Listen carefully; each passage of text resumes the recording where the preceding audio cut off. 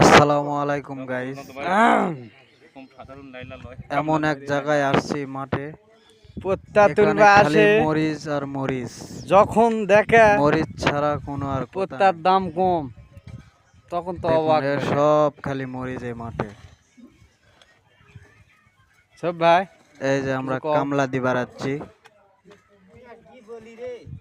এই যে দেখুন খালি মরিচ, মরিচ আর মরিচ। বলে যে তুই দেশের মধ্যে তুই আবাদি, তুই বেশি আবাদ করিস।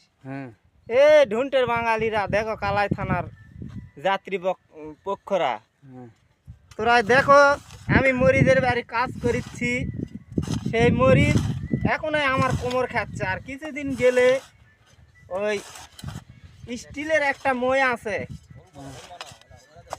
ওই স্টিলের মই দিয়ে সেই মরিচ কাটতে হবে। আর এখানে নিচে 30-35 টাকা করে ট্রাক ডেলি দিন আসবে মাল নিয়ে যাওয়ার জন্য। তুই আর কি শুনাম রে, দেখ তার প্রমাণ দেখ। আর কয়া লাগবে